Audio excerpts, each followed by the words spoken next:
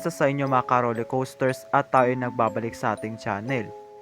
At sa pagpapatuloy ng ating Halloween special dito sa Valentino ay itatalakay ko ang 3-part series para sa Halloween special na tiyak nakakatakutan at kikilabutan kayo. At ang huli nating episode na ito ay makikwento ako tungkol kay Marina Abramovich, lalo na sa pamoso niyang Rhythm Zero at ano ang meron dito. At tara, sabay-sabay nating alamin yan dito sa episode na magbibigay sa iyo ng kaalaman, ang Valentino.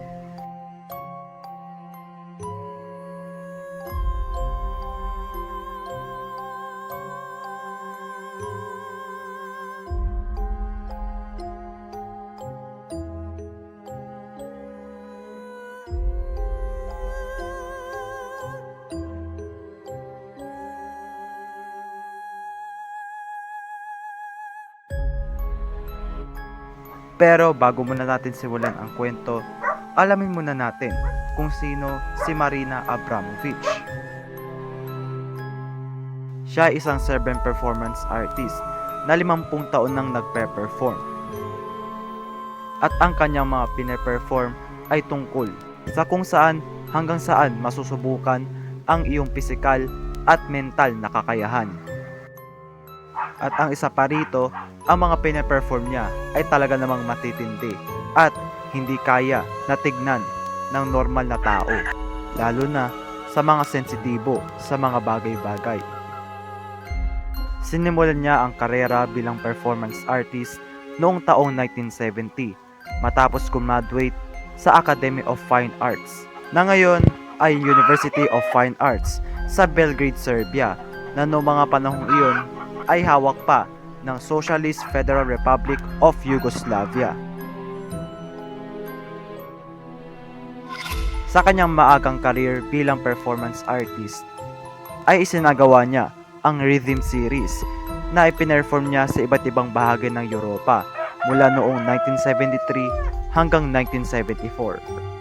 At kanya nang isinagawa ang Rhythm 10, Rhythm 5, Rhythm 2 at Rhythm 4 na kung saan ang iba ay nagtamo ng ilang injuries habang isinasagawa niya ito noong mga panahong iyon.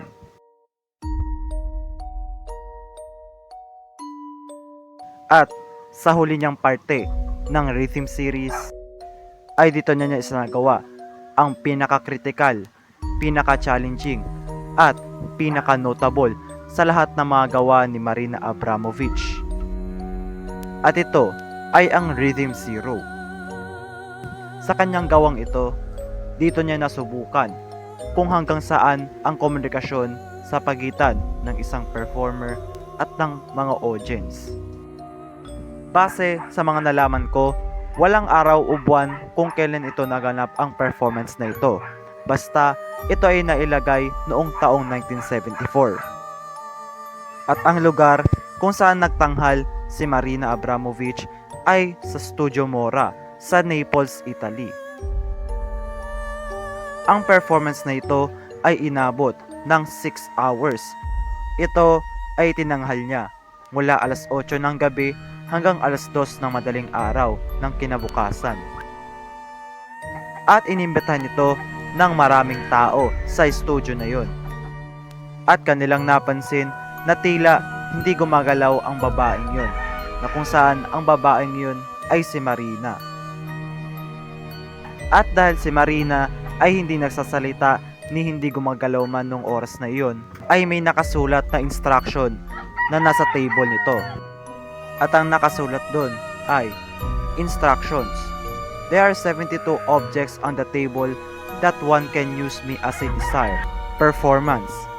I am the object. During this period, I take full responsibility. O kung itatagalog ito, ay merong itong 72 objects na nakalagay sa lamesa na pwede nyong gawin sa akin. Ako ang object sa performance na ito at ako ang maghahawak ng responsibilidad nito.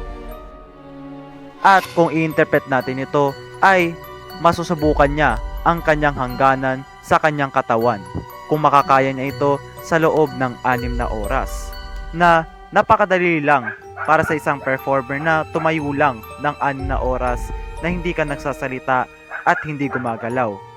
Na kung saan ang mga objects lamang ay mga rosas, feathers, pabango, tinapay, honey, wine, at iba pa. At sisiw na sisiw yan sa kahit anong performer.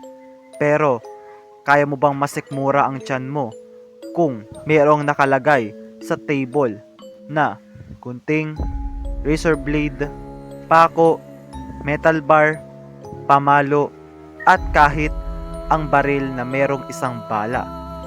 At habang ang mga tao'y handang maghintay ng 6 na oras para lang matignan kung hanggang saan makakaya ng performer na ito, ay may nakahanda itong mga cameraman sa studio na iyon.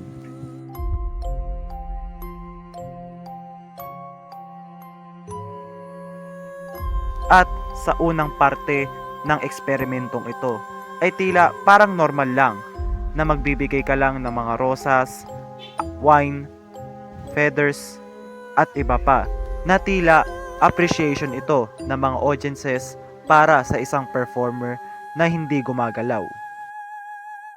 At tila masaya ang eksperimentong ito dahil ang binibigay nila sa isang performer ay hindi gaano mabibigat at matatalim na bagay. Pero habang tumatagal ang performance na ito ay tila parang may kulang. Ang ibig sabihin ko rito ay meron pang mga natitirang mga bagay na babanggitin ko. Kaya humanda na kayo sa mga sikmura ninyo sa mga susunod pang mga kaganapan. Kaya nang matapos na ang mga masasarap at mga mabubulaklak na bagay sa table, ay dito na nagtaka at nagduda ang mga audience kung talaga bang gagamitin dito ang mga bagay katulad ng mga baril, kutsilyo, razor blade, pamalo, metal bar, at iba pa. At dito na nga sinimulan ang tila matinding pagpaparusa kay Marina Abramovich. Merong isang audience na ginamit ang gunting para tanggalin ang damit ng performer na ito at naiwan na nakahubad. Merong isang audience na ginamit ang razor blade para hiwain ang leeg ng performer na ito. Merong isang audience na ginamit ang baril para itutok sa leeg ng performer na mayroong nakahandang isang bala, indikasyon na gustong patayin ng audience ang performer na ito. At umabot pa sa puntong ang gallery staff mismo ng studio na iyon ay tinapon ang baril pagkat nagiging kakaiba na at mas nakakabaliw na ang mga pangyayari na iyon. At hindi pa nagtatapos dyan. Talagang pinahiga pa ng mga audiences sa table si Marina at sa gilid ng table ay mayroong nakahandang kutsilyo sa pagitan ng dalawang hita. Indikasyon na gustong iparape at patayin ang performer na ito. At siya rin ay pinainom ng mga audience ang dugo mismo para sa performer na ito, na para sa mga audience ay isang object lamang. Kaya makikita mo sa larawang ito na bakas ang pag-iyak ni Marina dahil tila parang pinaparusahan siya at tila pambababoy na ang ginagawa sa kanya.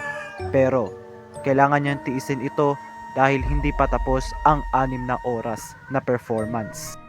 At nang matapos na nga ang performance na ito nung 2:00 ng madaling araw, dito na nga nagsimula na gumalaw ng performer na si Marina.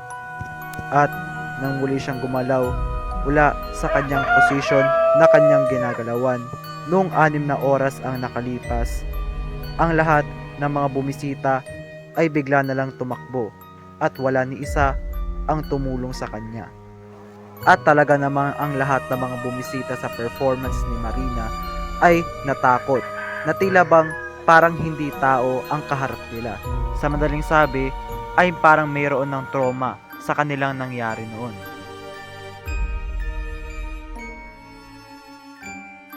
Pero kahit na ganun, marami ang kinukonsidera bilang isa sa mga pinakamatitinding performance art sa kasaysayan. Bukod sa sakripisyo na ibinigay ni Marina ang buong katawan para lang sa performance na ito, binasag na ni Marina Abramovich ang halos 100 taong kasabihan ni Oscar Wilde na "Art does not hurt us."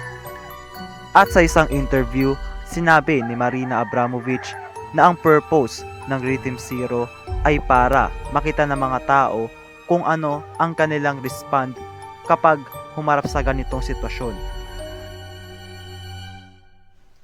Pero kumusta nga ba si Marina Abramovich ngayon? Mabuti na lang pagkatapos ng performance na yon ay buhay pa rin naman si Marina at nagpapatuloy pa rin siya sa mga performance arts na talaga namang matitindi at hindi kayang sikmurahin ng ilang tao. At kasalukuyan na meron siyang institute na matatagpuan naman sa New York. At ito ay ang Marina Abramovich Institute. Dito ko nalaman sa art na ito na ang lahat ng tao ay nalalabas ang pagiging masama ang ugali. O di kaya'y lumalabas ang totoong pagkatao lalo na kapag humarap na sila sa sitwasyon. Lalo na sa part na tapos na ang performance at muli nang gumalaw ang performer na si Marina, ay lumalabas na hindi tayo likas sa ating buhay ang pagiging makatao.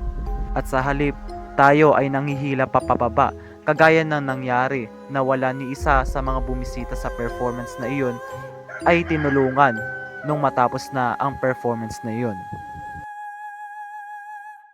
At dito na nga nagtatapos ang 3-part Halloween episode na magbibigay sa iyo ng kaalaman ang Valentino. At kung nagustuhan mo ang video na ito, huwag mong kalimutan na i-like, comment, share, and subscribe with matching bell yan mga ka-roller coasters sa aking channel for more random contents na aking i-upload dito. At hanggang sa muli, paalam!